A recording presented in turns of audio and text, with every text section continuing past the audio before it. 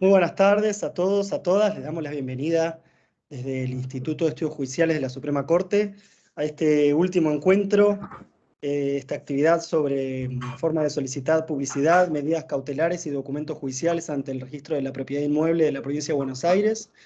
Esta actividad que, bueno, hoy llega a su fin y cuenta con la, con la exposición de la doctora Jimena Lagos. Ha sido organizada conjuntamente entre el Instituto de Estudios Judiciales de la Suprema Corte y el Registro de la Propiedad Inmueble de la Provincia de Buenos Aires. Como en las primeras dos clases, vamos a contar luego de la exposición de Jimena con un espacio para que puedan canalizar sus dudas, aportes u otras cuestiones que quieran comentar. Así que bueno, agradeciéndoles, por supuesto, por conectarse una vez más, a vos, Jimena, por estar como siempre con toda tu claridad acá con nosotros. El espacio es tuyo. Bueno, muchas gracias Camilo, muchas gracias como siempre a la convocatoria, muchas gracias a todos los que están presentes. Y bueno, como hablábamos hace un ratito con Camilo, hoy llegó el último encuentro de estos 3 encuentros que hemos tenido. Hoy nos toca hablar, porque así estaba programado, de lo que son los formularios judiciales. Y acá, antes de empezar, voy a hacer una salvedad en virtud de lo que veníamos viendo anteriormente. Siempre cuando empezamos estos encuentros, empezamos hablando de un convenio firmado entre la Suprema Corte de Justicia y el Registro de la Propiedad. Los 3 temas que vimos están enmarcados a través de lo que es este convenio. La diferencia está en que cuando hablamos de publicidad, dijimos de que no era electrónica 2.0, sino que solamente era para el envío, la parte electrónica, después del registro, toda la tarea era manual. Cuando hablamos de medidas cautelares, dijimos que era sí una comunicación electrónica 2.0, donde los sistemas o interfaces estaban desarrollados en forma mancomunada y que todo el procedimiento era electrónico, tanto la comunicación del órgano jurisdiccional hacia el registro como la elaboración de la anotación de la medida y la comunicación hacia el órgano jurisdiccional. Y hoy nos toca hablar de lo que son los formularios judiciales o lo que comúnmente llamamos, tanto los abogados en el ejercicio de la profesión o desde los juzgados, los documentos u oficios judiciales a inscribir. Bueno, la primera aclaración que quiero hacer es que no existe para lo que son las inscripciones de los documentos judiciales que vamos a ver hoy, comunicación electrónica. La comunicación sigue siendo una comunicación en formato papel, cumpliendo con los mismos recaudos que existían antes, que es en el caso de la provincia de Buenos Aires, con folio de seguridad, y que el documento debe ingresar con firma hológrafa, porque no es un documento electrónico. Entonces debe ingresar en forma hológrafa. Nos encontramos con muchos inconvenientes en virtud de que por la pandemia muchos juzgados han establecido la firma electrónica o digital para todos sus documentos e incluyeron también firmar lo que son los documentos u oficios judiciales que no forman parte del convenio porque el sistema no está desarrollado para que formen parte de este convenio. ¿Y por qué es esto? No es caprichoso, sino porque nosotros tenemos un sistema de libro diario, se denomina, que surge de la ley 17.801, que hace que todo documento, en la medida que va ingresando, impacte directamente en el libro diario para dar lugar a un cumplimiento que es el principio de prioridad. Por lo tanto, ese documento, si viaja electrónicamente, va a tener un impacto conjuntamente con a lo mejor un documento que está ingresando en ese momento por ventanilla y se podrán establecer las prioridades. Ahora, si estamos hablando de un documento que tiene que ingresar en formato papel, no puede venir porque no tiene habilitado el canal electrónico para enviarlo y por lo tanto va a ser rechazado.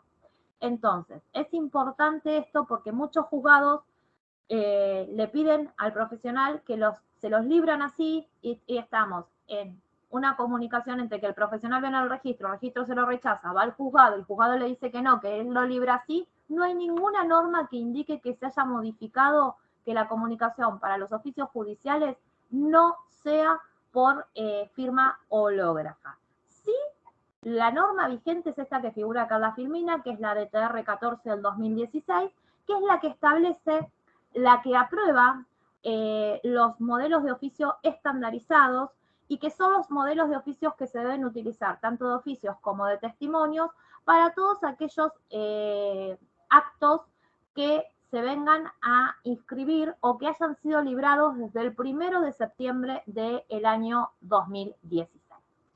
Hecha esta salvedad, pasamos a ver ya específicamente cada una de las figuras.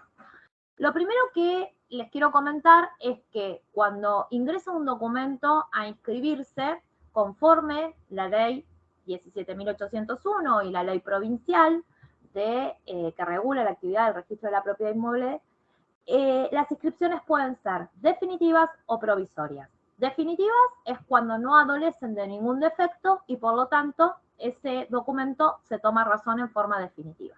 Provisoria tiene un defecto que es subsanable, entonces lo que se hace es inscribir por 180 días. ¿Para qué? Para que ese error se subsane dentro de ese plazo y luego vuelva a ingresar el documento y esa inscripción que es provisoria se transforma en definitiva.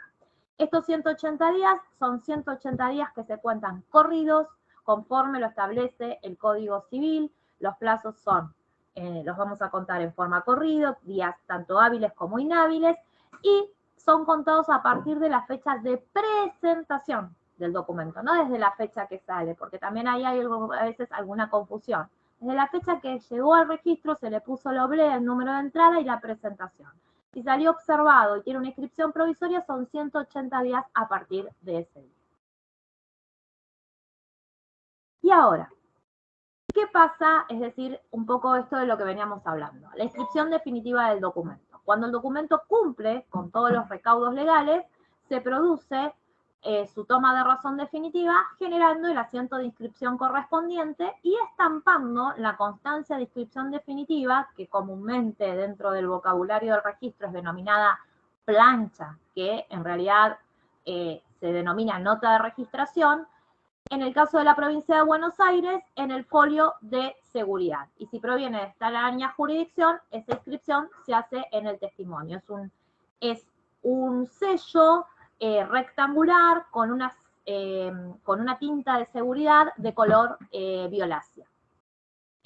Lo que se le entrega al usuario es el testimonio con el folio de seguridad, no se le entrega el oficio. En algunos casos, cuando envían muchos oficios, se le devuelve a algunos. ¿Por qué? Porque el oficio es la minuta, es lo que ruego, y es lo que va a quedar microfilmado en el registro para el día de mañana, si llegara a existir alguna cuestión a verificar y se pidiese la microfilmación, bueno, es lo que queda microfilmado, es el oficio, lo que se rogó.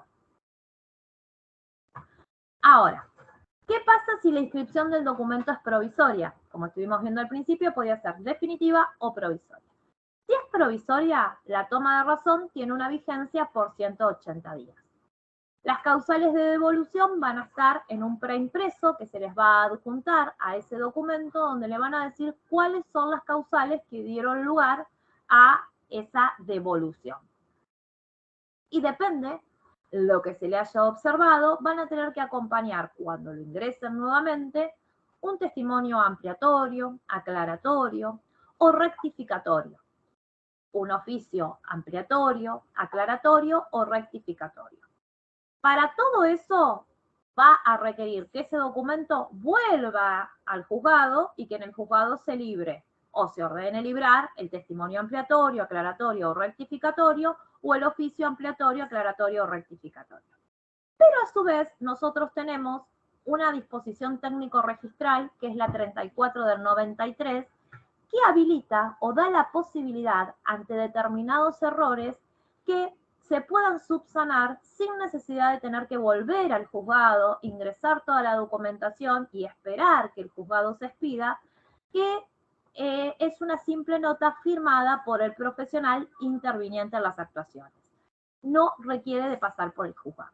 La 34 del 93, que está de disposición técnica, dice cuáles son los datos que podrán subsanarse a través de una nota ampliatoria. Pero podría ser, por ejemplo, cuando consigno y vengo a inscribir un documento judicial y omito las proporciones, omito consignar lo que son las proporciones en quebrados, las pongo en porcentual.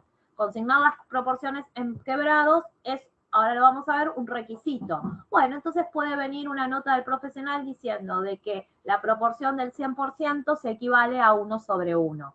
O consigno mal el número de quit. Entonces le dicen de que verifique porque el quit es inválido. Bueno, podría venir una nota del profesional sin necesidad de tener que ir al juzgado, indicando que el correcto número de quit es tal. Y en ese caso lo vuelven a ingresar. El folio de seguridad, cuando hay una observación, siempre es el mismo. No tengo que cambiar el folio de seguridad, salvo que haya existido alguna devolución puntual en relación, por ejemplo, de que habían presentado más de un folio de seguridad. Bueno, en ese caso habrá que anular los que estaban de más.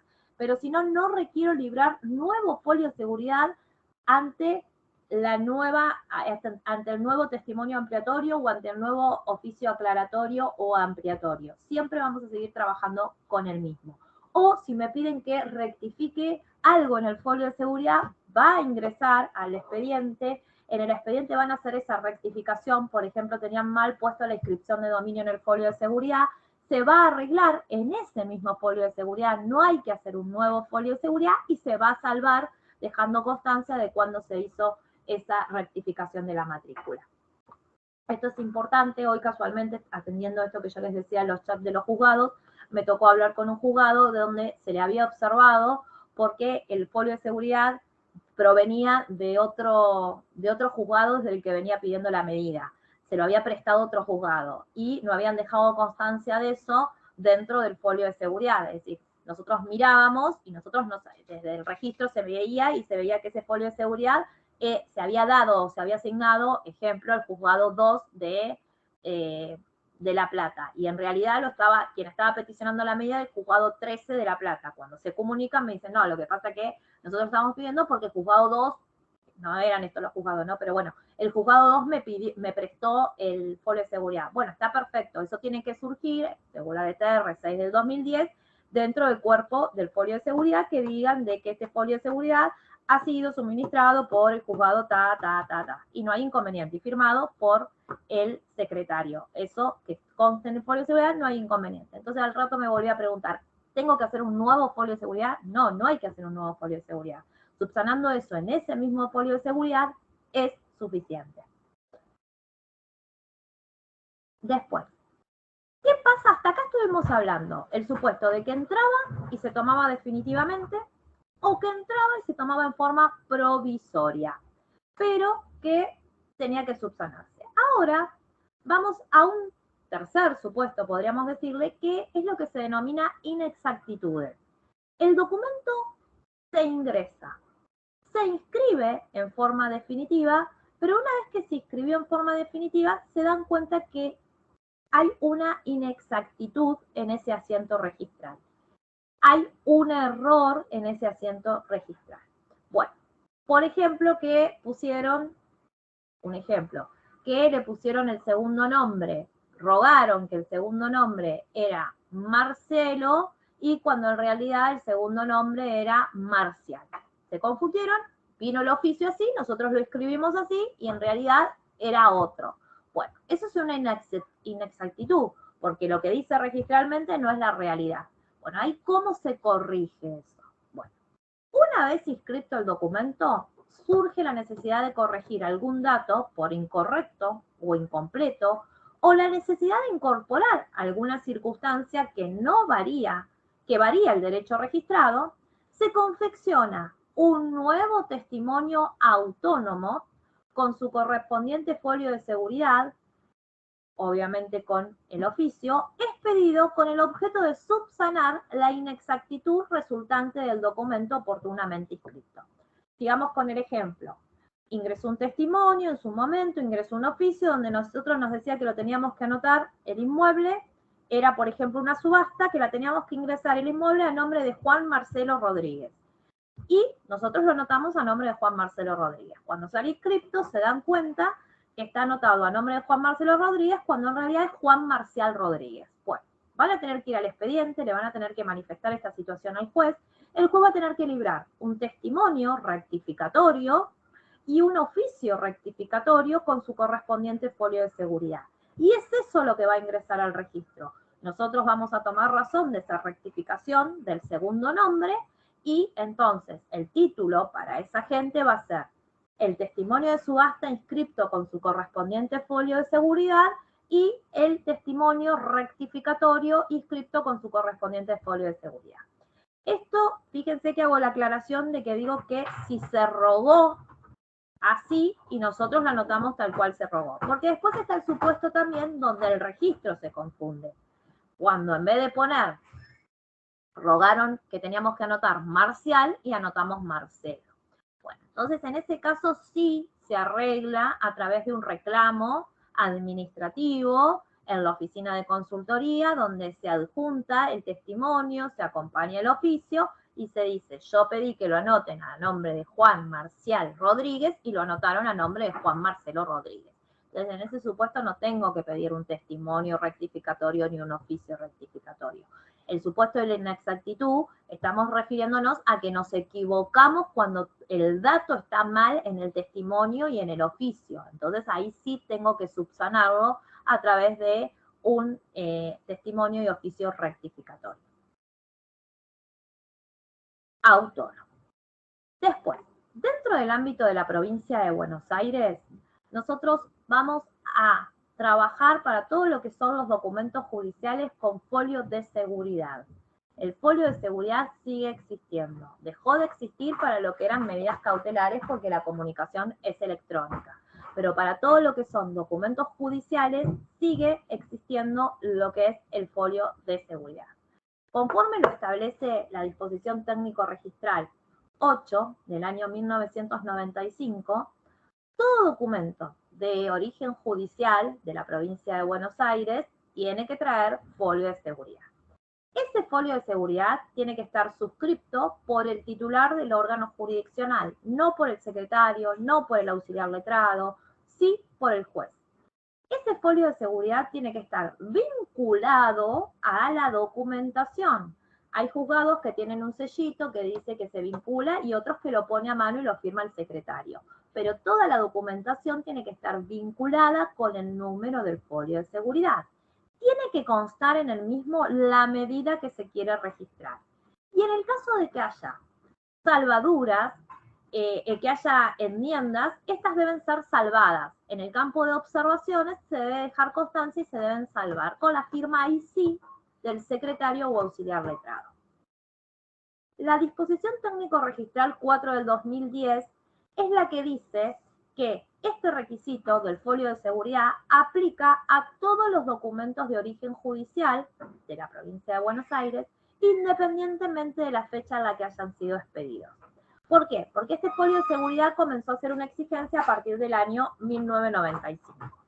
Y nos pasaba que venían con oficios expedidos en el año 1992, donde el folio de seguridad no era exigible.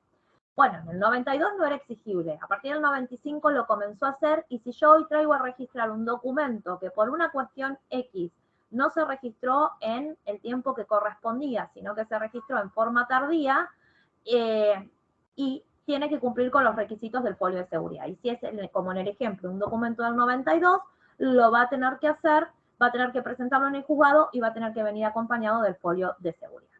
Y después tenemos la de TR6 del 2010, que es la que recuerda, porque ya lo decía la 8 del 95, lo que pasa que en el medio ahí hubo un permitir que lo firmen secretarios, que firmen auxiliares letrados, los folios de seguridad, y lo que vino a hacer la de TR6 del 2016 es recordar y comenzar a aplicar más estrictamente que si no está firmado por el juez se toma provisorio y se devuelve, que tenga que ser suscrito por el titular del órgano que lo emite al folio de seguridad. Y en los supuestos en los cuales hubiese algún tipo de subrogación, por ejemplo, el juez se encuentra de licencia, el juez está de vacaciones, el juzgado está vacante y está firmando otro juez, bueno, toda esa circunstancia que habla de la subrogación la deben consignar en el campo de observaciones y debe estar salvado eso por el auxiliar letrado del juzgado.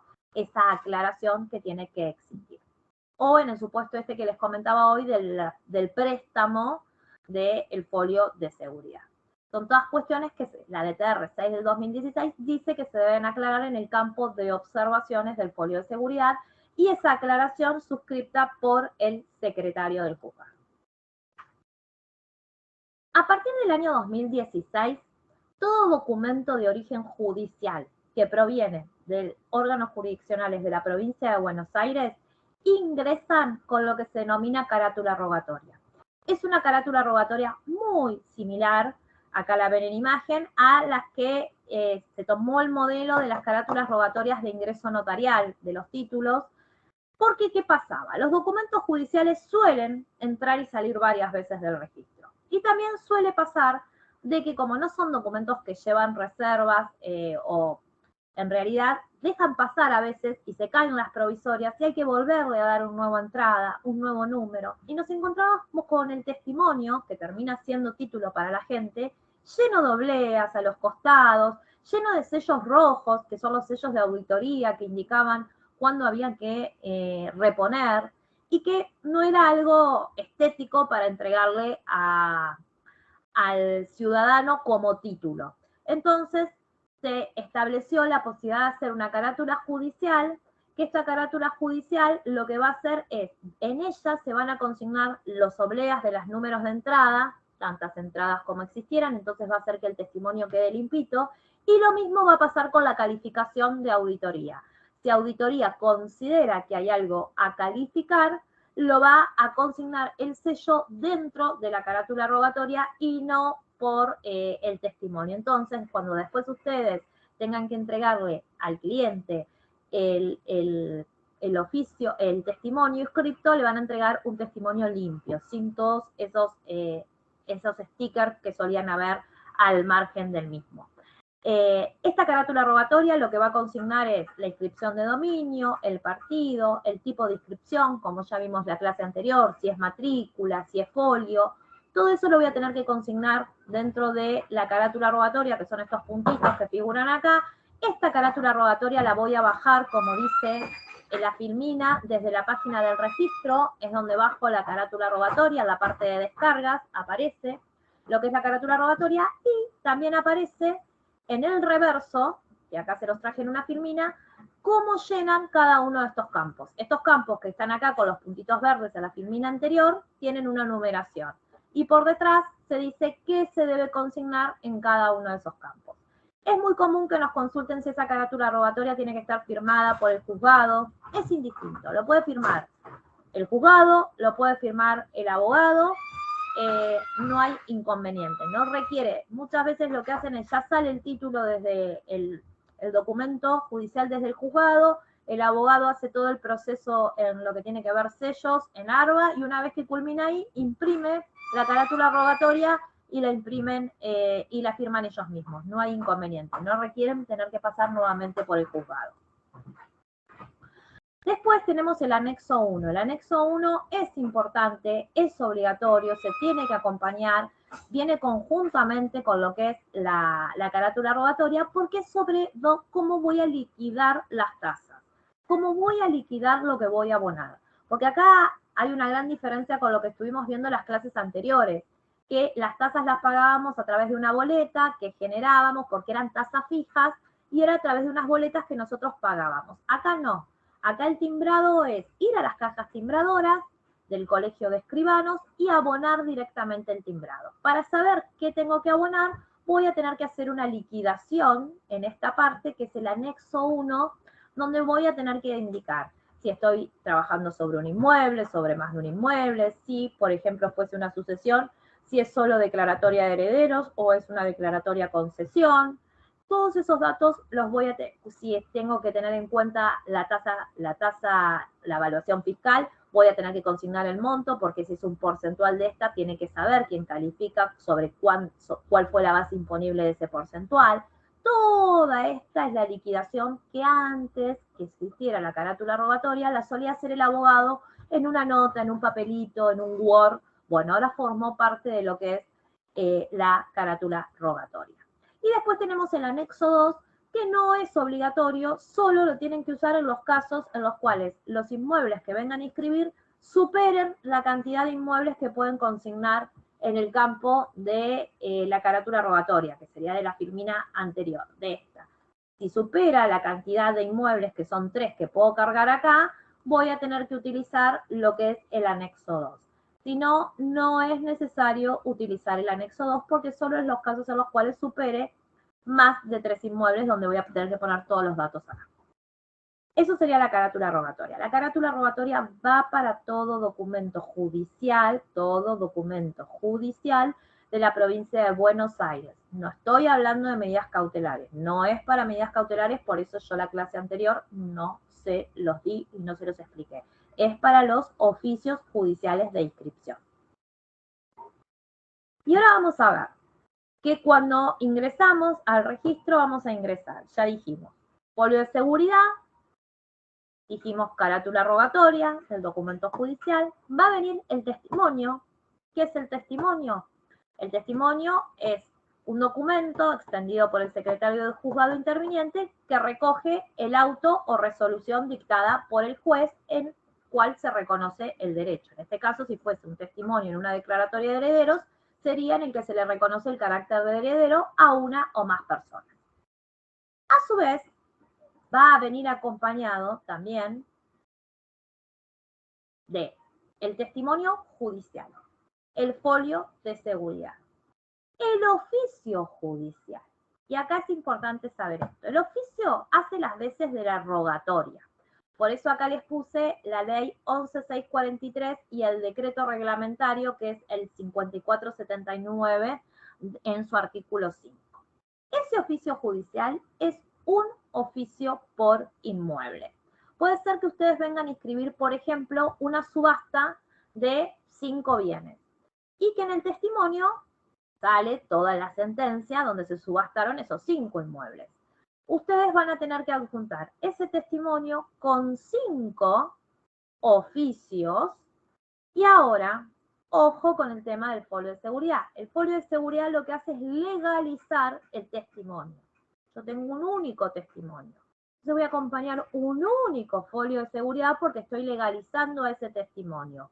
Donde sí, en las inscripciones voy a poner las 5 inscripciones. En un campo me va a permitir llenarlo, en el campo pertinente inscripciones, y el resto lo voy a poner en observaciones o en la parte de atrás, incluso si no llegaran a superaran la posibilidad del campo de observaciones, firmado siempre esa enmienda o lo que se sumó al folio de seguridad por el secretario del juzgado.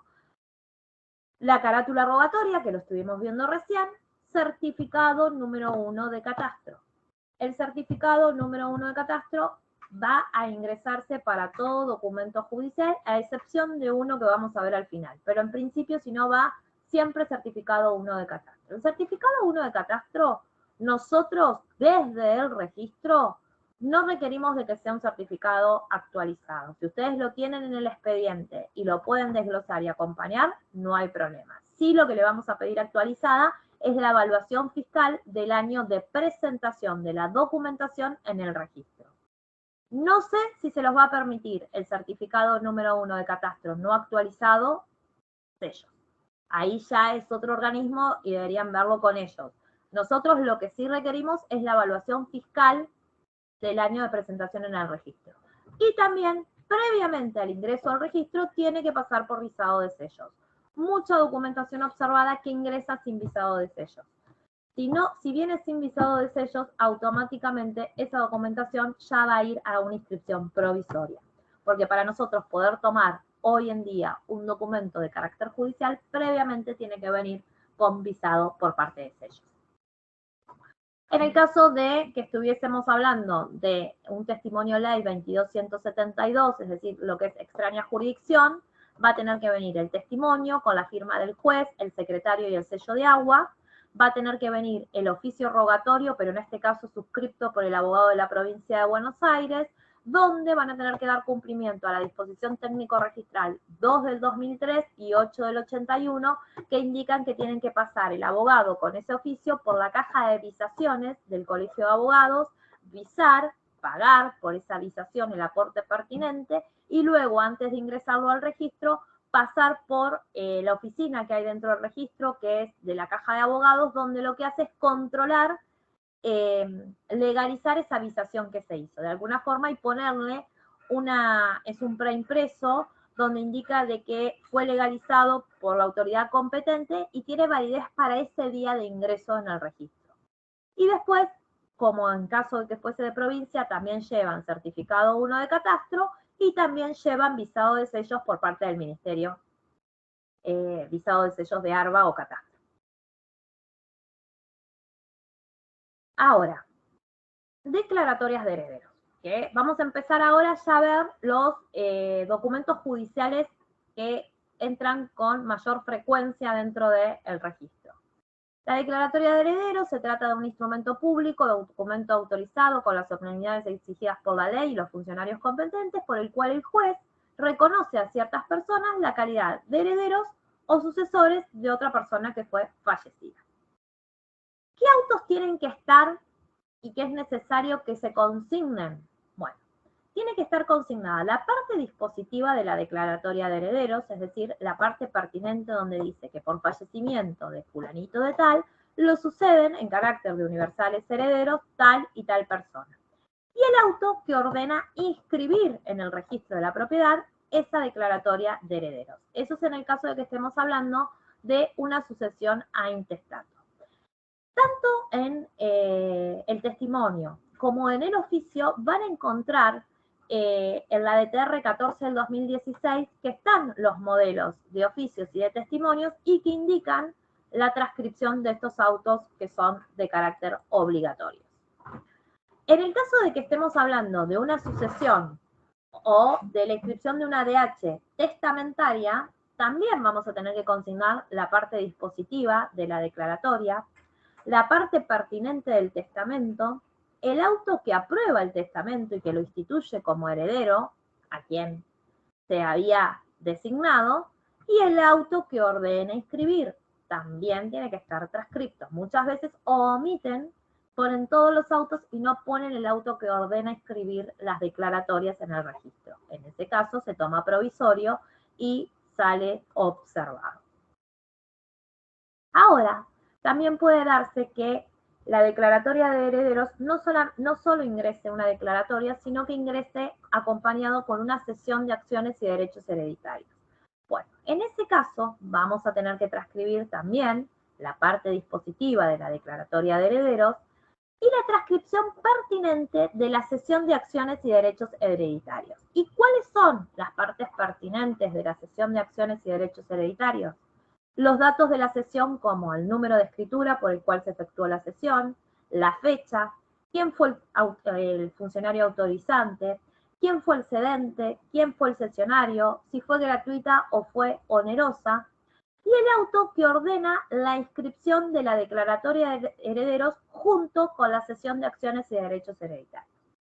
Muchas veces pasa de que acompañan directamente el instrumento conjuntamente con el oficio, acompañan y el testimonio judicial, acompañan el instrumento notarial de cesión. Eso está perfecto que lo acompañen, no hay inconveniente. ¿Para qué? Para que no se tenga que transcribir toda la sesión en el testimonio. Pero las partes pertinentes, por más que lo acompañen, sí tienen que estar. ¿Por qué? Porque yo les comentaba de que el oficio es lo que queda microfilmado. Nosotros después, si ustedes acompañan la sesión por notarial, nosotros les devolvemos el testimonio con el folio de seguridad, con la nota de registración y le devolvemos esa sesión también. Y a nosotros nos va a quedar nada más que microfilmado el oficio. Si el oficio en ninguna parte refiere a lo que son los datos de la sesión, el día de hoy o mañana, si llegaran a querer, hubiera algún inconveniente o querer saber algún dato de esa sesión, no lo tendríamos. Es que por eso, que por más que se acompañe la sesión, es necesario transcribir estos datos. Ahora, si no se acompaña la sesión, en el testimonio voy a tener que hacer una transcripción de lo que es esa sesión. En todos los oficios, en todos, esto lo voy a decir ahora que estamos hablando de declaratoria de herederos, pero aplica para todos los oficios judiciales. Cuando vamos a poner los datos que tienen que ver con lo que es el inmueble, tenemos que tener en cuenta un principio que rige en materia registral, que es el principio de especialidad. El principio de poder determinar cuál es el objeto sobre el cual yo voy a hacer recaer ese acto a registrar. Esto surge de la disposición técnico-registral 18 del año 1990, que es la determinación del inmueble. ¿Por qué es necesario? Porque con eso nosotros lo que hacemos es confeccionar el folio real. Nosotros necesitamos tener datos del inmueble para poder confeccionar el folio, poder confeccionar la matrícula. Y estos datos del inmueble, si faltaran alguno de ellos, la disposición la DTR que yo les hablé hoy al principio, 34 de 1993, me permite denunciarlo sin tener que ir al juzgado. Como por ejemplo, si faltase la superficie. En el oficio omitieron consignar la superficie. Ahora, desde que están los formularios ya predeterminados, no es tan común que se observe por esto porque ya tienen el campo. Entonces, no es que se olvidan porque ven que dice superficie, entonces que lo tienen que llenar. Pero antes de que existieran desde el 2016 estos modelos estandarizados, se estableció la necesidad de que muchas veces omitían datos, se olvidaban de ponerlos. Bueno, y no tener que ir al juzgado para algunas cuestiones como, por ejemplo, consignar la superficie, que podría ser un dato que podría denunciarlo directamente el profesional sin tener que pasar por el juzgado. Después, también, en los oficios vamos a encontrar lo que son los datos personales. Los datos a favor de quién vamos a inscribir, de quiénes van a ser los titulares de dominio. Esos datos también, algunos de ellos van a poder ser consignados por el profesional, por la DTR 34 del 93, cuando se omitiera. Por ejemplo, si faltara el grado de nupcias de quién es el titular, bueno, lo podría denunciar el abogado sin ningún problema. La DTR dice claramente cuáles son las cuestiones que se pueden denunciar. Después tenemos una disposición técnica que indica de que es necesario consignar los números, las proporciones a inscribir en números fraccionarios. Esos datos son requeridos y son, si no los consignamos, son causal de observación. Después es necesario, como dice la DTR 5 de 1997, yo acá les puse todas las normas que fundan esto que les pedimos, es necesario que para identificar correctamente el domicilio fiscal del titular de dominio y lugar de ubicación del inmueble, consignar el domicilio fiscal. Y decir, si ese domicilio fiscal es el mismo que el domicilio real, basta con que diga que el domicilio real y el domicilio fiscal coincidan. Y si no, indicar efectivamente cuál es el domicilio fiscal. ¿Por qué? Porque hay una nuestra base de datos se entrecruza para poder identificar impositivamente a alguien y enviarle los impuestos al domicilio fiscal efectivamente. Y en el caso de las personas fallecidas, antes de llegar a este supuesto de las personas fallecidas, quiero quedarme con este artículo 3 bis, que fue una modificación a la ley 17.801, que habla del supuesto de establecer el quit, es decir, la clave fiscal se refiere a lo que es el quit, identificar el quit, decir cuál es el quit de la persona a la cual la voy a transformar en titular de dominio. Si yo no lo consigno, el documento va a salir observado. ¿Qué pasa en los casos de personas fallecidas donde ya no tienen quit? Bueno, en ese supuesto existe la posibilidad por la disposición técnico 6 del 2011 de que adjunten una constancia de AFIP, una constancia o de ANSES, o una resolución judicial que digan que la persona, por estar fallecida, carece de quit. En ese caso, en ese supuesto, se va a proceder a tomar razón del documento sin consignarse o requerirse el número de quit. Cuando habla de clave fiscal, en realidad se refiere al quit. Muchas veces vienen observaciones con que me pide la clave fiscal. Se piensan que lo que estamos pidiendo es la clave fiscal de la FIP, que es una clave que aparte es personal, que es privada de cada uno y que no la podríamos estar pidiendo. A lo que se está refiriendo es al número de quit para poder tomar registración del documento. Ahora, hasta acá estuvimos hablando de la declaratoria de herederos testamentaria, a intestato, y estuvimos hablando también de la DH con cesión. Después, la declaratoria de herederos es un acto, como su nombre lo indica, declarativo. Si bien nosotros actualmente seguimos con el criterio de que la consignamos en el rubro de titularidad y le pedimos proporciones, tal como indica el Código Civil, la forma de hacer cesar esa comunidad que existe desde el momento del fallecimiento del causante es a través de lo que es la partición. La partición es el acto mediante el cual normalmente ha de concluir la comunidad hereditaria. Por obra de ella, la parte indivisa ideal que cada uno de los coherederos tiene sobre la comunidad ha de traducirse materialmente en bienes determinados, sobre los cuales adquirirá derechos exclusivos. Entonces, también ingresan al registro a inscribirse los que son las particiones, que se realizan, lo que nos aboca acá son las judiciales, también entran las notariales, ¿no? Pero lo que nos convoca en esta reunión tiene que ver con documentos judiciales, entonces vamos a ver estas particiones que se dan dentro del ámbito de un expediente judicial. Conforme al artículo 2363 del Código Civil y Comercial de la Nación, la indivisión hereditaria solo cesa con la partición. Si la partición incluye bienes registrables, es oponible a los terceros desde su inscripción en los registros respectivos. En el caso nuestro, de los inmuebles, es decir, va a ser oponible esta partición desde el momento en que se inscriben en el registro. Estas particiones pueden ser privadas, son las que se realizan en el ámbito notarial, o pueden ser de carácter judicial, realizadas en el ámbito jurisdiccional. En el caso que se realicen en el ámbito jurisdiccional y se vengan a inscribir, es necesario que se transcriba en el oficio la parte dispositiva de la declaratoria de herederos, la parte pertinente de la partición, y cuando digo la parte pertinente me refiero a la parte pertinente que tiene que ver con lo que es el inmueble, con lo que vienen a inscribir acá.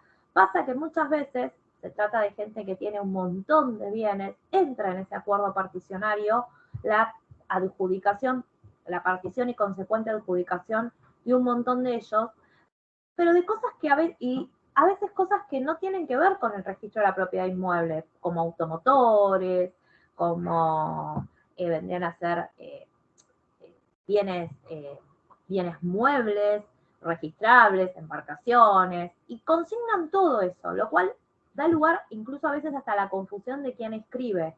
Solo la parte pertinente, solo la parte en la cual acuerdan y parten en relación al inmueble sobre el cual están solicitando la inscripción. El auto que homologa ese acuerdo, el auto por el cual el juez dice que ese acuerdo es válido, y el auto en el que el juez ordena inscribir la partición. Todos esos autos tienen que estar transcritos. Si faltara alguno de ellos, va a ser causal de observación del documento. De más está decir que seguimos con todos los requisitos que les dije al principio, con folio de seguridad, el folio de seguridad firmado por el juez, que tiene que venir acompañado del catastro, la carátula rogatoria, todo eso que ya lo estuvimos viendo desde el principio. Ahora estoy hablando de lo específico que tiene que tener el oficio para cada tipo de acto que estemos trabajando. La subasta. La subasta pública, que es un acto procesal mediante el cual se enajena por un auxiliar del juez que actúa en su representación el bien o los bienes embargados para satisfacer con su producido el importe del crédito que dio origen a lo que es la ejecución. Bueno, ¿qué pasa cuando tengo que escribir una subasta? Nosotros tenemos un fundamento normativo que trata específicamente el tema de la subasta, que es la disposición técnico-registral 12 del 2004. La disposición técnico-registral 12 del 2004 nos dice que tienen que consignarse 4 autos que sí o sí tienen que estar. El auto que decreta la subasta, el auto que aprueba esa subasta, el auto que otorga la posesión y el auto que otorga la inscripción, si el documento es judicial, ¿no es cierto? Todos esos autos tienen que estar transcriptos. ¿Por qué pongo si el documento es judicial? Porque muchas veces lo que hace el notario es protocolizar la subasta. Si el notario protocoliza la subasta, basta con el punto 1, 2 y 3. El 4 no sería suficiente, no sería necesario. Ahora, acá es importante saber por qué estos autos toman trascendencia. Porque es importante saber cuándo se adquiere dominio en la subasta. Nosotros tenemos tanto el código de Vélez como el código actual, sigue el principio que el dominio se adquiere, para que haya dominio tengo que tener, se adquiere con título y modo. Es decir, el título, el justo título, más el modo que sería dado por lo que es la posesión. Ahora, en la subasta, ¿cuándo adquiere derecho real de dominio quien adquiere en la subasta? ¿En qué momento se adquiere el derecho real de dominio? Bueno, se adquiere. El título sería el auto que decreta, el auto que aprueba la subasta. El auto que aprueba la subasta hace las veces de título, hace las veces de la escritura que comúnmente conocemos cuando vamos a comprarnos un inmueble. El auto que aprueba la subasta es el título. El otro, entonces, tenemos título y ahora nos falta el modo, la posesión. El modo lo da el auto que otorga la posesión. El auto que otorga la posesión, en ese auto vamos a tener el modo. Y es ahí donde se produce la adquisición del dominio en subasta. Por eso que son importantes las transcripciones de estos dos autos. Ahora, también podemos ver por qué es importante saber el auto que decreta la subasta. ¿Por qué es importante? Porque generalmente un inmueble que está subastado tiene medidas cautelares inscritas. Entonces, saber cuándo se decreta la subasta va a ser importante para saber qué pasa con esas medidas cautelares. En el caso de los embargos, se levantan en forma lisa y llana. De solicitarse al solo efecto de inscribir las subastas, deben cumplir con todos los requisitos que surgen de la DTR 9 del 2002. Esto es importante saberlo. ¿Por qué? Porque muchas veces en la redacción de cuando ingresa una subasta ponen que se levanten los embargos al solo efecto, y en realidad, si ponen al solo efecto, nosotros tenemos una disposición técnica que indica que cuando una medida se levanta al solo efecto, tiene que cumplir determinados requisitos, como consignar quién va a hacer la escritura, a favor de quién, el monto, y en realidad cuando nosotros indagamos y tratamos con el profesional y le preguntamos, lo que manda el juzgado es a levantar el embargo. Bueno, pero acá hay que ver ese embargo, cuándo fue trabado y cuándo se decretó lo que es la subasta, porque depende de cuándo fue trabado el embargo, cuándo se decretó, cuándo salió el auto que decreta la subasta, saber si lo voy a tener que levantar o directamente se desplaza. Ahora vamos a verlo. En el caso de las anotaciones personales, se levantan al solo efecto escritural, por lo que la documentación debe tener ingreso por el Departamento de Anotaciones Personales. Ahí sí se levanta al solo efecto de que se pueda anotar esa subasta en realidad. La subasta se le da, lo que hace el área es darle intervención al Departamento de Anotaciones Personales para que la levanten al solo efecto de anotar la subasta, y después esa persona, el subastado, va a seguir inhibido. Porque lo que se hizo fue desapoderar del bien. El bien queda limpio, pero la persona va a seguir inhibida hasta tanto no se ordene el levantamiento de la inhibición. Y ahora, vamos con esto. El auto que decreta la subasta es importante porque determina qué hacer con los embargos. Si el embargo, los embargos anteriores, antes al auto que decreta la subasta, se levantan. Están vigentes, la vigencia de los embargos, ya lo vimos la clase pasada, es de 5 años. Si son anteriores y están vigentes, se levantan. Y en este caso tengo que decir que lo levanto, no que lo levanto al solo efecto. Porque si no voy a tener que cumplir con todos los recaudos de la DTR 9 del 2002 y que generalmente no es el caso, no es lo que quieren. Lo que quieren es levantarlo. Entonces es un levantamiento liso y llano, para que esa persona que compró y adquirió en subasta le quede el bien limpio. Ahora, si los embargos son posteriores al auto que decreta la subasta, con el auto que se decretó la subasta lo que se hizo fue desapoderar ya a la persona que era titular. Entonces, lo que se hace con esos embargos, se desplazan. ¿Qué significa esto? El registro comunica que se tomó razón de una subasta y le comunica al juzgado el número de presentación de subasta por parte del juzgado que previno, y que ese embargo quedó desplazado, porque en realidad esa persona, al momento en que se anotó ese embargo, ya estaba desapoderada, porque ya se había producido el auto que decreta la subasta que la había desapoderado. Entonces es por eso que también es importante transcribir en el oficio el auto que decreta la subasta, el auto que lo aprueba porque es el que da título, el auto que otorga la posesión porque también es el que le da, es decir, el derecho real de dominio, da modo, que es para formar derecho real de dominio, y el auto obviamente que ordena la inscripción porque todo documento que ingresa al registro a inscribirse tiene que estar ordenado por su señoría. Esto es un poco saber el por qué para las subastas tenemos esta norma específica y requerimos que transcriban estos autos. Si no están transcriptos, va a salir observado pidiendo la transcripción de los mismos. Y ahora vamos acá a un documento que suele traer muchas complicaciones. Es muy raro que una usucapión ingrese y salga inscripta de una, como decimos nosotros, con inscripción definitiva. Suele ir y venir varias veces. Y no es porque sea complejo, sino porque tiene algunas particularidades, que una vez que las entendemos, no es nada... ya lo más complejo fue individualizar el bien cuando tuvieron que generar la demanda y hasta que llegaron a la sentencia. Ya la parte de inscripción no debería ser compleja si tenemos en cuenta algunas particularidades. Primero, bueno, la usucapión es una institución por el medio del cual el transcurso del tiempo opera para la adquisición o consideración de un derecho y como contrapartida la pérdida de ese derecho por el anterior titular de ese determinado derecho real. Es decir, pierde el titular de dominio ese derecho real que tenía de dominio y pasa a estar a nombre de quien adquirió a su favor una sentencia de usucapión. La prescripción es el medio para adquirir un derecho o liberarse de una obligación por el transcurso del tiempo. En este caso vamos a hablar de la adquisición de un derecho, del derecho real de dominio, por la posesión por un tiempo determinado y la pérdida por el no uso por parte del titular de dominio de ese derecho.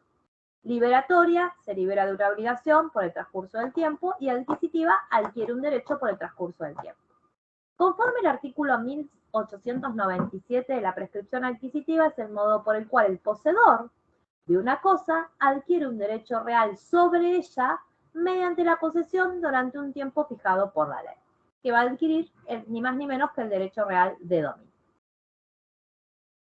Esta posesión puede ser continua, es lo que se llama la posesión larga, que es una posesión continua de 20 años, no requiere título previo y no requiere buena fe. Eso estamos hablando ya dentro del proceso. La breve, que es una posesión continua de 10 años, que requiere de un justo título. Se pueden usucapir tanto bienes muebles como bienes inmuebles. Y no se pueden usucapir los bienes del dominio público del Estado.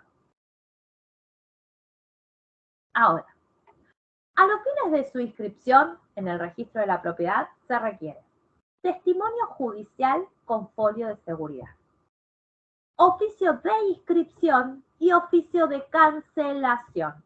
Fíjense esta particularidad.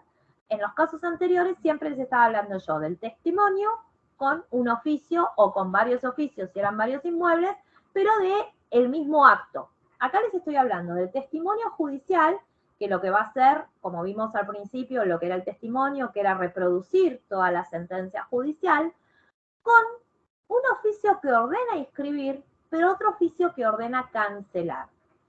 Vamos a tener que inscribir esa sentencia de usucapión, dando lugar a un dominio originario, y vamos a tener que cancelar el dominio que existía sobre el cual se efectuó la usucapión.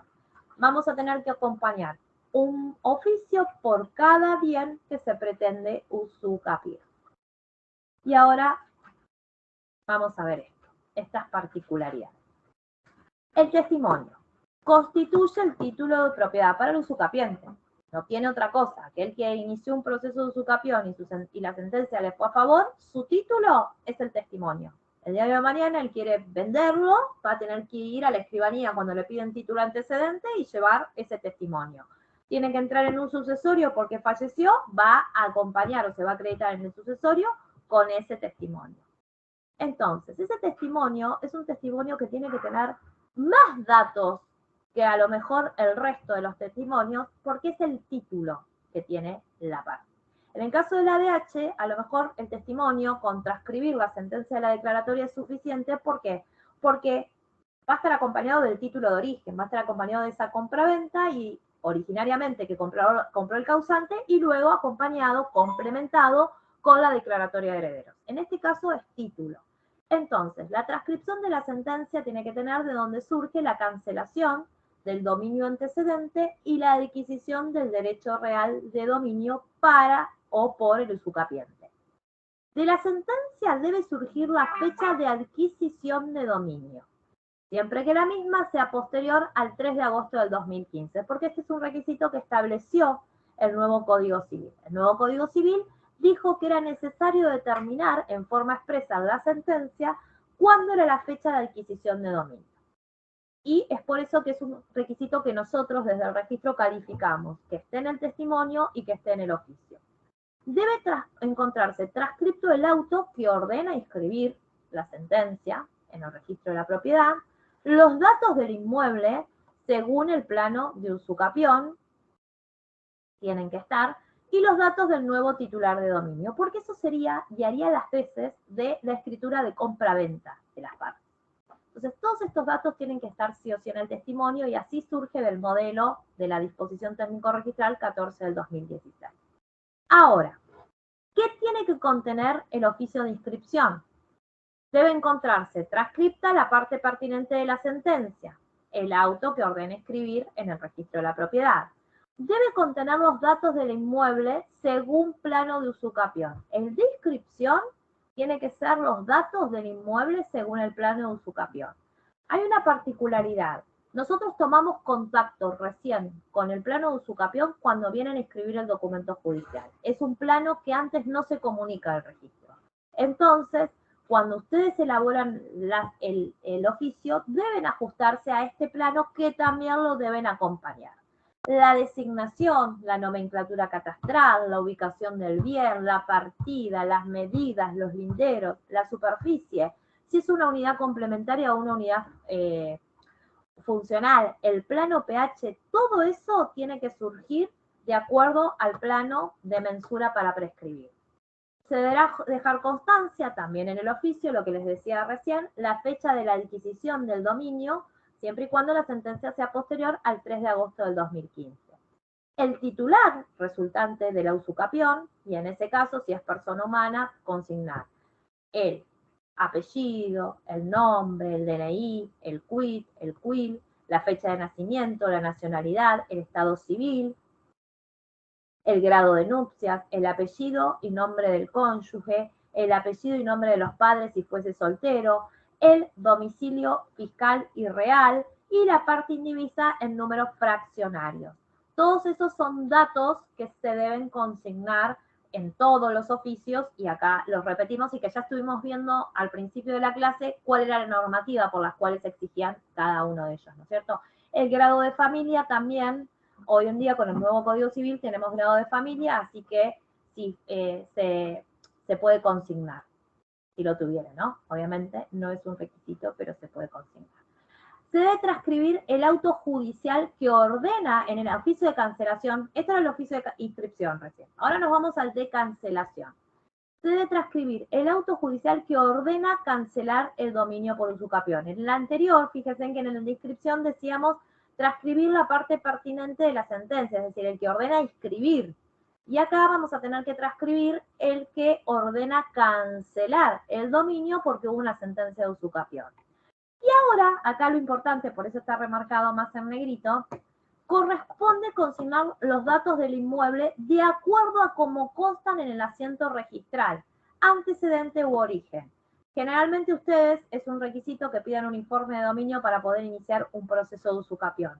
Cuando cancelan, tienen que cancelar tal cual surge del informe de dominio, no de acuerdo al plano, porque el plano va a dar lugar a una inscripción originaria, esa inscripción que vamos a anotar. Ahora nosotros tenemos que cancelar tal cual está, y por lo tanto la rogación tiene que venir tal cual nosotros tenemos la inscripción.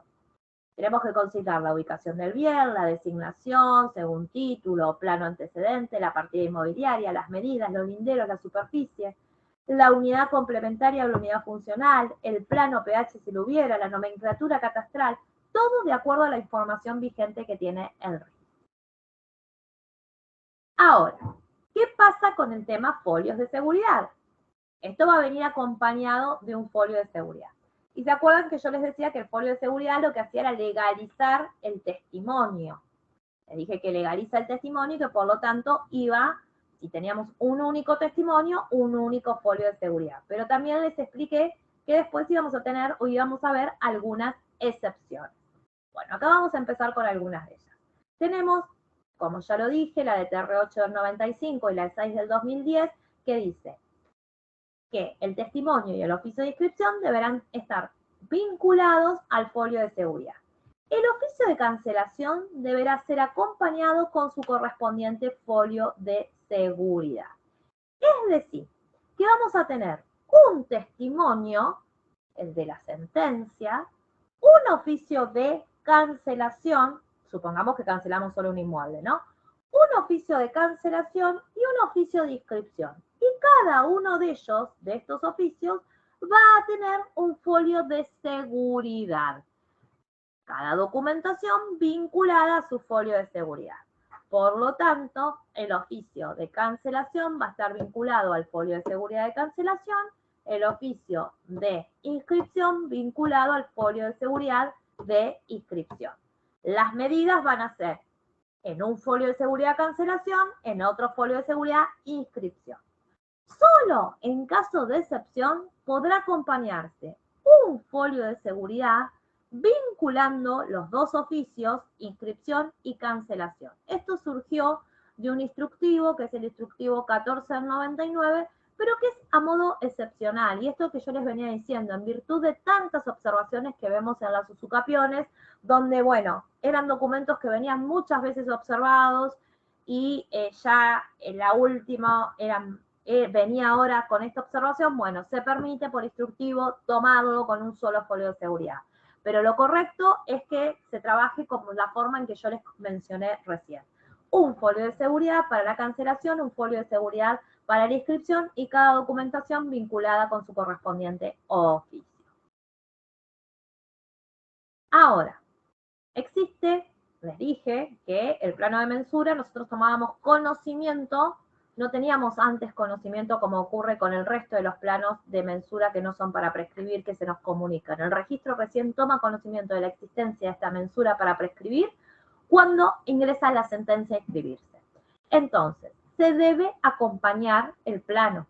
Este plano que se debe acompañar es el original aprobado por la Dirección de Geodesia o una copia certificada. Pero sí o sí tiene que estar. Es materia de calificación por parte del registro. Si no está, el registro va a observar esta documentación. El certificado de catastro se deberá verificar que la nomenclatura catastral sea ya conforme al plano. La nomenclatura va a ser de acuerdo al inmueble que vengo a inscribir. Y ojo acá, porque si se presentara el registro, cuando se presentase al registro se exigirá identidad entre la sentencia y el plano en cuanto a la descripción del inmueble. Y si hubiera diferencias entre la superficie consignada en la sentencia y la que surge del plano, la inscripción no podrá efectivizarse.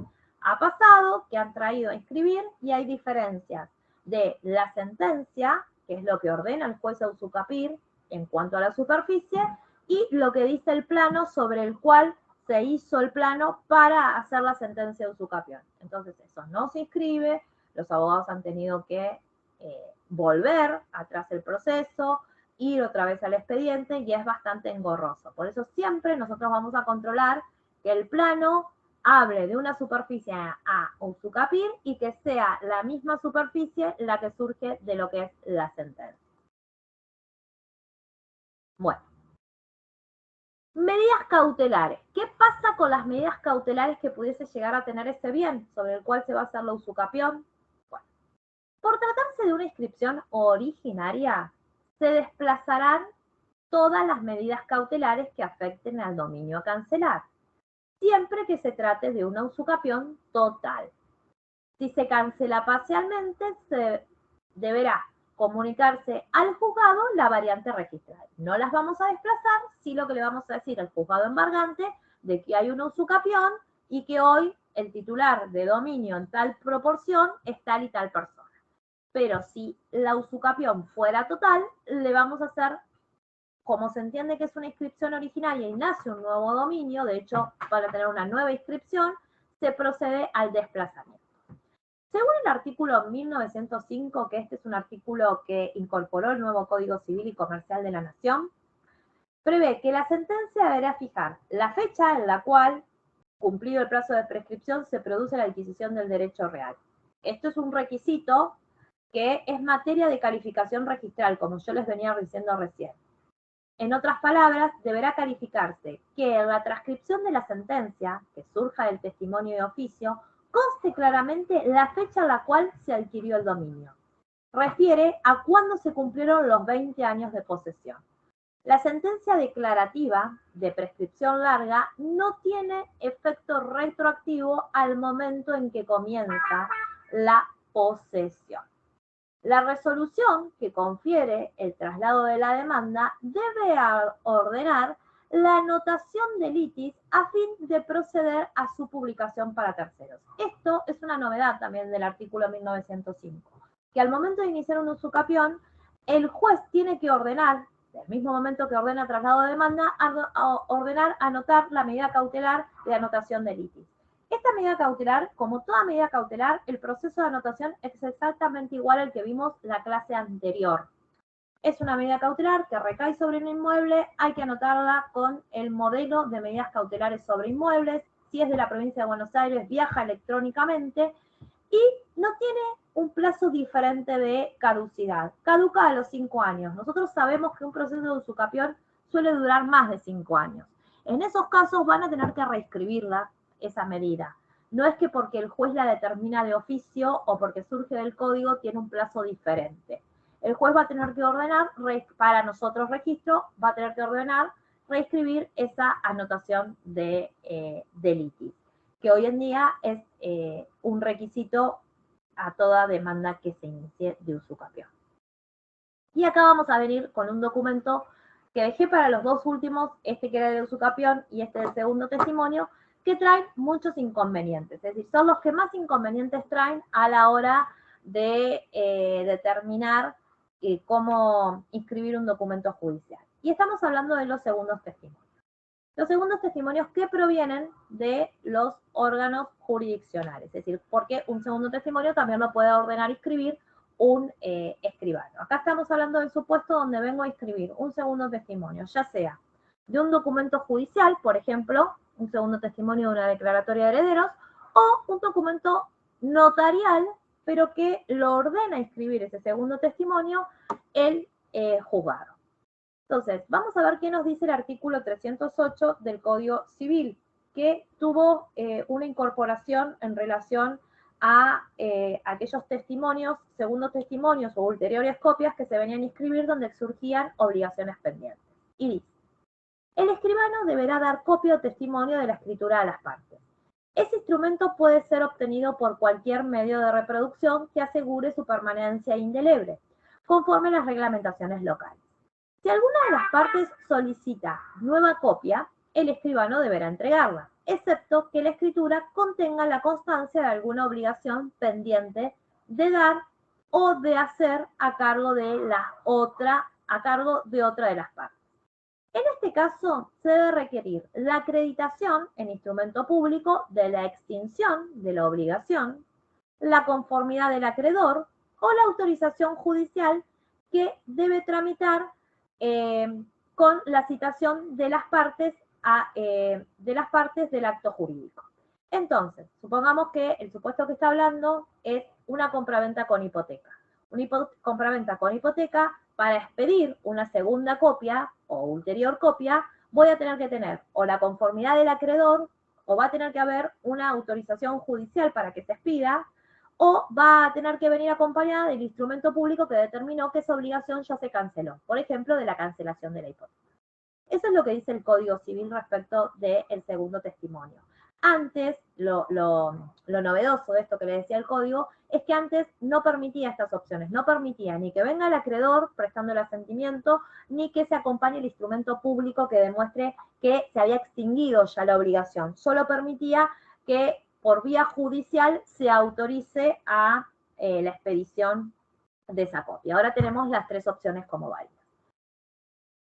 De segundo testimonio voy a poder pedir de un documento judicial y quien lo va a tener que otorgar va a ser el notario autorizante o, en el caso de que generalmente los protocolos quedan en la escribanía por un plazo de 5 años. Luego de 5 años son llevados al archivo de actuaciones notariales. Entonces también se puede pedir que se expida al archivo de actuaciones notariales del Colegio de Escribanos de la jurisdicción del notario. O puede ser un segundo testimonio de un documento de carácter judicial, entonces a quien se lo voy a tener que pedir es en el expediente donde tramito ese proceso. Por ejemplo, un segundo testimonio de una declaratoria de herederos. Bueno, voy a tener que ir a pedírsela al juzgado donde tramitó ese proceso sucesorio. Ahora venimos acá, a la parte importante en cuanto a lo que es la rogación y calificación del documento. Varía según la procedencia del mismo. En el caso de que se trate de la provincia de Buenos Aires y la rogación sea de carácter notarial, vamos a tener que tener en cuenta que va a tener que acompañar el testimonio y las minutas. Disculpen, Ahora, si fuese judicial, que es lo que nos interesa, voy a tener que acompañar testimonio, oficio judicial y folio de seguridad. Y acá es lo que quiero recalcarles. Muchas veces pasa que un testimonio viene varios bienes, por ejemplo, 3 bienes. Y tienen solamente expedido, estamos hablando de un notarial, donde vamos al supuesto típico, un proceso de declaratoria de herederos donde las partes no encuentran el testimonio, lo perdieron. Los causantes están fallecidos, los titulares están fallecidos, son los causantes, y no tienen. Bueno, en este caso, lo que hace el juzgado es librar un oficio al archivo de actuaciones notariales para que el archivo les pida el testimonio. Y se dan cuenta que ahí hay 3 bienes. Bueno, no tienen 3 testimonios. Entonces, ¿eso cómo ingresa al registro? La forma de ingresar es ese testimonio con 3 oficios, como venimos diciendo desde el principio, la disposición técnico registral 7 de 1991, un oficio por cada uno de los bienes y un folio solo de seguridad, porque el folio de seguridad legaliza ese testimonio, un solo folio de seguridad donde me ordene escribir como medida segundo testimonio sobre el bien tal, tal y tal. Va a ingresar al registro, va a tener que pagar por los 3 bienes, porque son 3 asientos que se van a realizar en cada una de las matrículas, pero se le va a dar un único número de presentación. ¿Cuál es el error o lo que hacen comúnmente? Adjuntan un testimonio completo, el testimonio que sale del archivo de actuaciones notariales, el folio de seguridad, un oficio, y a eso le dan un ingreso. Y después, los otros 2 oficios, que serían los otros 2 bienes, le dan 2 ingresos por separado. Entonces ahí sale observado diciendo de que deberá adjuntar el testimonio con su correspondiente folio de seguridad. Y ahí viene la pregunta, pero no tengo el testimonio, porque hay un único testimonio que habla de los 3 bienes. Bueno, y eso tiene que ver porque no está bien hecha la presentación. En el caso de extraña jurisdicción, en el supuesto de que se tratase de un documento de extraña jurisdicción y que fuese de carácter judicial, va a venir el testimonio ley 22.172, el oficio judicial rogado por el abogado de la matrícula de la provincia de Buenos Aires y van a tener que cumplir con las disposiciones, que es la disposición técnico registral 2 del 2003 y la 8 del 81, que es el visado, que es lo que estuvimos viendo recién. Y en el supuesto en el cual se trate de un documento de extraña jurisdicción de carácter notarial, es decir, que viene a escribirse, por ejemplo, un segundo testimonio que fue expedido en Chaco, estamos hablando de un notarial, va a requerir que ese testimonio sea rogada, esa rogación, por un abogado de la provincia de Buenos Aires. Pero acá lo importante que a mí me interesa ver es donde veo mayor problema que tienen, es muchas veces en los procesos de quiebra, donde necesitan escribir el segundo testimonio para hacer la ejecución, o en las declaratorias de herederos, que para poder ordenar escribir el inmueble necesitan hacer los segundos testimonios, y es cuando el testimonio trae más de un bien. Si el testimonio trae más de un bien, ¿cómo lo ruegan al registro? Bueno, lo van a tener que robar de esa manera, salvo que hubiesen pedido que se expidan 3 testimonios, una copia. Entonces, en ese caso, si pidieron que se expidan 3 testimonios, ahí sí va. Cada testimonio con su correspondiente oficio, con su correspondiente folio de seguridad, con su presentación por separado, y en cada uno de ellos se abona por un inmueble. Pero esto no es lo general. Lo general es que en un testimonio tienen más de un inmueble, tienen un solo testimonio expedido por el archivo de actuaciones notariales, y entonces ahí lo que tienen que hacer es ese testimonio con 3 oficios, no con un solo oficio, porque también lo que hacen, si no, hacen un único oficio mencionando los 3 bienes. Y si no, la otra que hacen también es un solo testimonio, 3 oficios y 3 folios de seguridad. No, un solo folio de seguridad. Y para registrar el segundo testimonio no se requiere acompañar certificado catastral ni visado de sellos. Vieron que hoy, cuando empezamos a hablar, que yo le hablé de los requisitos generales de todos los documentos judiciales, les dije que había algunas excepciones. Y acá, como no es un acto de transmisión el segundo testimonio, ya se hizo ese acto de transmisión o de disposición, no se requiere ni el visado de sellos ni el certificado catastral. Va a ingresar solamente en el caso de que se tratase de un segundo testimonio de la provincia de Buenos Aires, con la carátula rogatoria, con el testimonio, el oficio y el folio de seguridad. No vamos a acompañar visado, no vamos a acompañar catastro. Y después tenemos algunos supuestos a contemplar. Esto que les decía hoy del artículo 308. Los segundos u ulteriores testimonios que contengan obligaciones pendientes se registrarán en forma definitiva siempre que la documentación ingresada, folio de actuaciones notariales o minutas rogatorias, surja que en la expedición de los mismos se han cumplido con alguno de los siguientes supuestos: la conformidad del acreedor, la autorización judicial correspondiente o la acreditación por instrumento público de la extinción de la obligación. Y otros supuestos es: cuando hay transferencia de dominio, no se registra un segundo u ulterior testimonio. Esto es así. Si la persona ya no tiene dominio, no se puede inscribir un segundo testimonio o un ulterior testimonio. Es por eso que el registro de actuaciones del archivo de actuaciones notariales, para expedir una segunda copia, les requiere o les exige que presenten, cuando van a pedir todos los requisitos, le dice que presenten un informe de dominio. Que otro supuesto que podría darse, o caso especial, es que el archivo de actuaciones notariales o el juzgado expida un tercer testimonio y que para el registro de la propiedad sea segundo, dejando constancia de tal circunstancia en la nota de registración. ¿Qué pasa?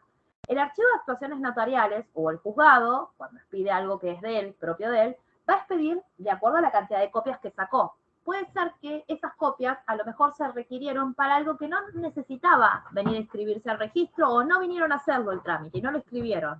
Entonces, es una tercera copia, pero el registro tiene nada más que asentada la primera. Entonces, para el registro esa copia no va a ser tercera, va a ser segunda. Y así lo va a tomar y así va a dejar constancia la nota de registración en la plancha por debajo que se trata de una segunda copia. Después, distintos supuestos de inmuebles que se encuentran afectados a propiedad horizontal.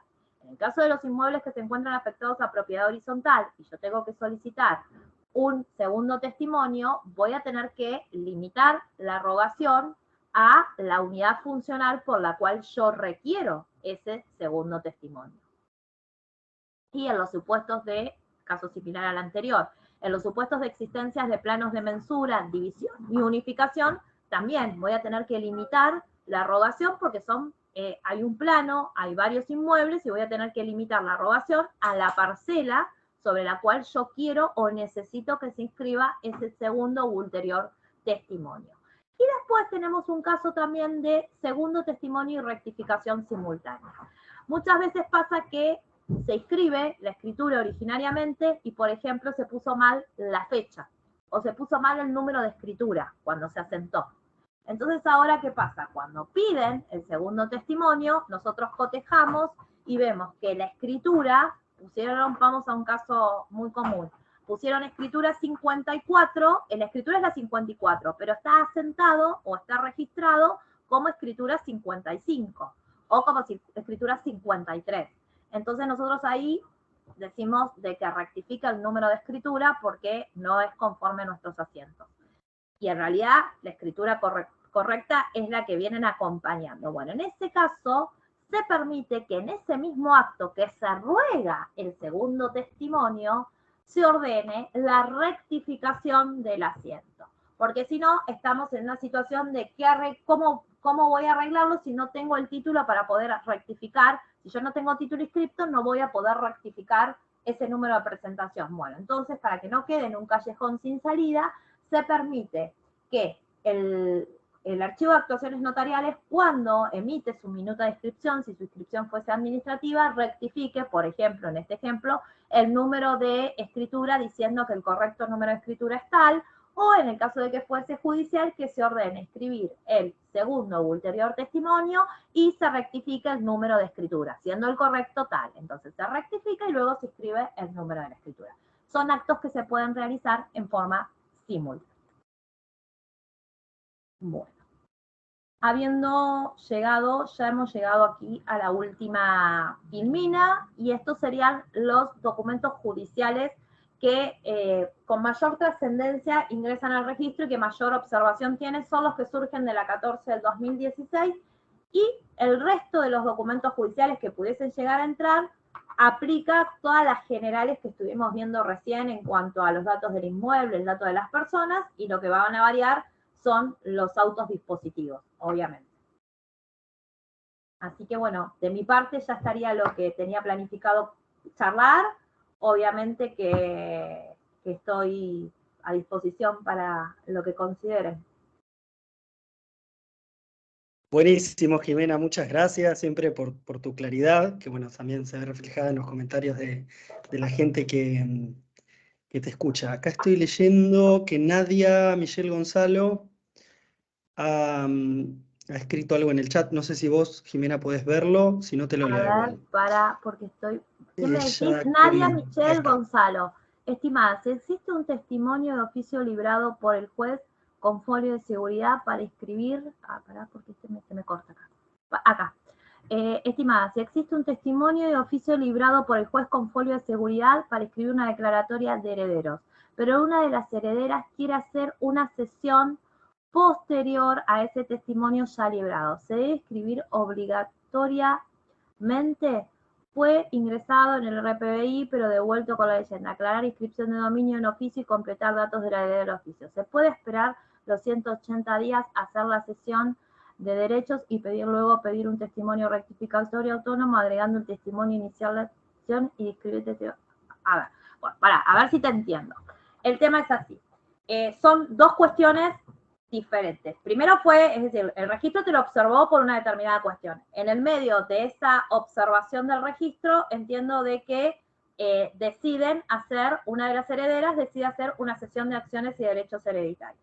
Bueno, en ese caso, ¿qué pasa? Tenés dos opciones. O haces caer la provisoria, haciendo caer la provisoria, ¿qué implica esto? Que después vas a tener que volver a ingresar y mientras tanto vas a denunciar la sesión en el expediente.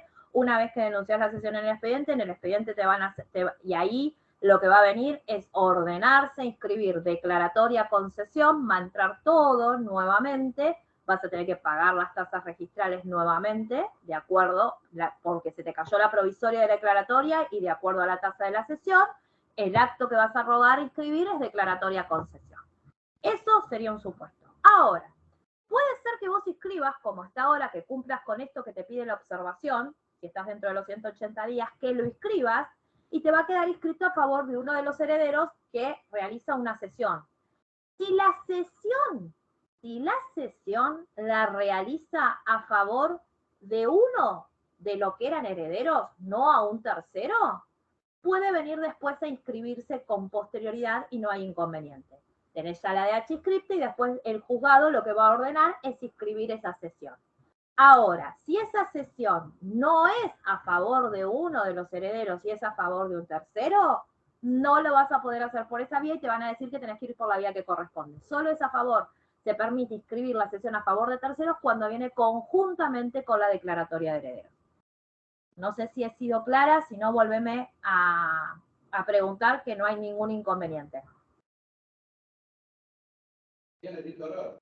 No me ha quedado claro cómo es la inscripción de la subasta en el oficio en papel con folio. La inscripción de la subasta es en oficio papel, sigue siendo en oficio papel, no va, es decir, de forma electrónica, y viene con folio de seguridad como cualquier otro documento judicial a inscribir. Y los requisitos que tiene es que tienen que tener estos 4 autos que yo les mencioné. El que decreta la subasta, el que lo aprueba, el que otorga la posesión y el que ordena la inscripción.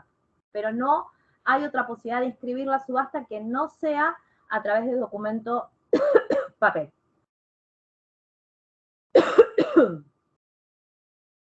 Bien, bueno, ahí Nadia dice que da por entendida lo que consultó antes, así que bueno, con respecto a la pregunta anterior, tenemos una más. Hernán, ¿qué sucede en la usucapión De un bien de un que bien no, que no se encuentra inscripto, carece de dominio? No hay que no hay hacer que, cancelación de dominio anterior porque no, bueno, ahí la ves. porque no existe, hay que hacer alguna salvedad en el oficio de inscripción. Ese puede ser un caso, gracias por decirlo, Hernán, porque no lo mencioné, no es muy típico, si te tocó, no tuviste mucha suerte en la usucapión que te tocó hacer, no es muy típico, pero pasa, que a veces son inscripciones originarias. Hay una usucapión sobre un bien que no tiene inscripción.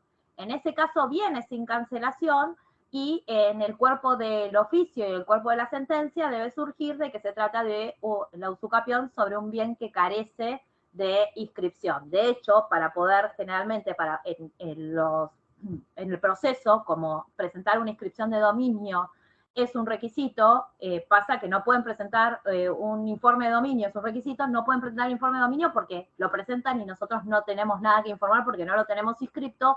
Suele oficiar el juzgado el registro pidiendo y que digan si existe alguna inscripción. Para eso le dicen que no existe y después de eso es lo que se replica tanto en el oficio como en la sentencia. Si no fui clara, me volvés a preguntar, no hay problema. Tenemos una más de Máximo, Sí, en un ahí va. expediente. De ejecución de hipotecaria, donde está pendiente el decreto de subasta, estamos intentando reconstruir el título que no acompañó al deudor, 3 antecedentes, escrituras, compraventas y cesiones. El juzgado ordena escribir en el RPBI todos estos antecedentes juntos con un testimonio de inscripción. ¿Es así o es un segundo testimonio? No, a ver. Están reconstruir un título que nos acompañó. 3 antecedentes, escritura, compraventa y cesiones. El juzgado ordena inscribir en el RPBI todos estos antecedentes juntos con un testimonio de escritura. No. El juzgado va a tener que sacar. Yo entiendo que estos 3 antecedentes son 3 escrituras. Va a tener que sacar, ordenar, inscribir el segundo testimonio por cada una de estas escrituras con su correspondiente oficio y con su correspondiente folio de seguridad. Lo vas a tener que ingresar con 3 números de presentaciones distintas y vas a tener que pagar un timbrado por cada uno de ellos. No sé si fui clara. Bien. No sé si alguien más tiene algo que quiera comentar o preguntarle en realidad a Jimena, aprovechando ahí está, Luciano. Entendiendo que debe utilizarse un folio por cada testimonio, pregunta, ¿hay un máximo de inmuebles a consignarse por cada folio? No hay un máximo de inmuebles a consignarse por cada folio. Sí, como yo te decía, que vos vas a tener un campo donde podés llenar. Si vos miras el folio de seguridad, solo hay un campo para llenar los inmuebles, pero después pueden consignar en observaciones o incluso en la parte de atrás, poner los datos de la nomenclatura y la inscripción de cada uno de ellos, siempre después abajo salvado ese agregado que se hace al folio por el actuario, es decir, por el secretario del juzgado.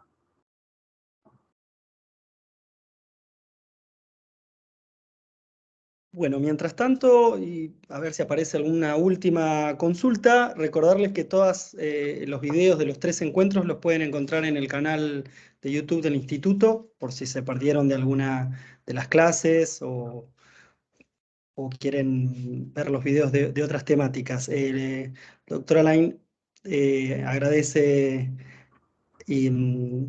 la respuesta a Jimena y por ahí si podés dejar un correo para contactarte, es lo que escribe ahí abajo.